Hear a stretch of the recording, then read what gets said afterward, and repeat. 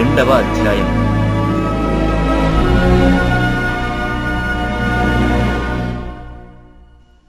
నా సహోదరులారా, మహిమా స్వరూపియగు మన ప్రభువైన యేసుక్రీస్తును గూర్చిన విశ్వాస విషయములో మోమాటము గలవారై ఉండకుడి. ఎలాగనగా బంగారు ఉంగరము పెట్టుకుని ప్రశస్త వస్త్రములు ధరించుకొనిన ఒకడు మీ సమాజ మందిరములోనికి వచ్చినప్పుడు, మురికి బట్టలు కట్టుకొనిన దరిద్రుడును లోపలికి వచ్చిన ఎడల మీరు ప్రశస్త వస్త్రములు ధరించుకొనిన వానిని చూచి సన్మానించి, నీవిక్కడ మంచి స్థలమందు కూర్చుండుమని చెప్పి ఆ దరిద్రునితో, నీవక్కడ నిలువుము, లేక ఇక్కడ నా పాదపీఠమునకు దిగువను కూర్చుండుమని చెప్పిన ఎడల మీ మనస్సులలో భేదములు పెట్టుకుని మీరు దురాలోచనతో విమర్శ చేసిన వారగుదురు కారా? నా ప్రియ సహోదరులారా, ఆలకించుడి. ఈ లోక విషయములో దరిద్రులైన వారిని విశ్వాసమందు భాగ్యవంతులుగాను, తన్ను ప్రేమించి వారికి తాను వాగ్దానము చేసిన రాజ్యమునకు వారసులుగాను ఉండుటకు దేవుడు ఏర్పరచుకొనలేదా? అయితే మీరు దరిద్రులను అవమానపరచుదురు, ధనవంతులు మీ మీద కఠినముగా అధికారము చూపుదురు.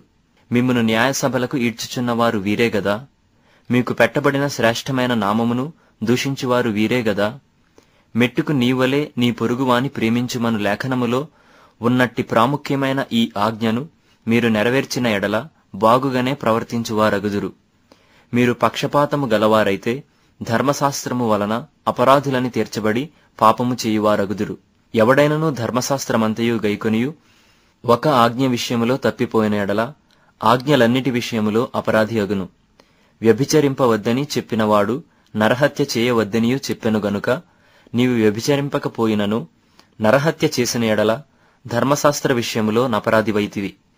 స్వాతంత్ర్యము ఇచ్చు నియమము చొప్పున తీర్పు పొందబోవు వారికి తగినట్టుగా మాటలాడుడి, అలాగుననే ప్రవర్తించుడి. కనికరము చూపనివాడు కనికరము లేని తీర్పు పొందును, కనికరము తీర్పుని మించి అతిశయపడును. నా సహోదరులారా, క్రియలు లేనప్పుడు ఎవడైనను తనకు విశ్వాసము కలదని చెప్పిన ఎడల ఏమి ప్రయోజనము? అట్టి విశ్వాసం అతని రక్షింపగలదా? సహోదరుడైనను సహోదరి అయినను దిగంబరులై ఆనాటికి భోజనము లేకయున్నప్పుడు మీలో ఎవడైనను శరీరమునకు కావలసిన వాటిని ఇయ్యక సమాధానముగా వెళ్ళుడి, చలి కాచుకొనుడి, తృప్తి పొందుడని చెప్పిన ఎడల ఏమి ప్రయోజనము?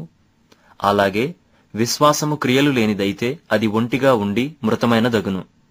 అయితే ఒకడు, నీకు విశ్వాసమున్నది, నాకు క్రియలున్నవి, క్రియలు లేకుండా నీ విశ్వాసము నాకు కనుపరచుము, నేను నా క్రియల చేత నా విశ్వాసము నీకు కనుపరతనని చెప్పును. దేవుడొక్కడే అని నీవు నమ్ముచున్నావు, అలాగు నమ్ముట మంచిదే. దయ్యములను నమ్మి వణుకుచున్నవి.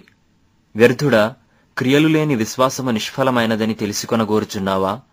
మన పితరుడైన అబ్రహాము తన కుమారుడైన ఇస్సాకును బలిపీఠము మీద అర్పించినప్పుడు అతడు క్రియల వలన నీతిమంతుడని తీర్పు పొందలేదా?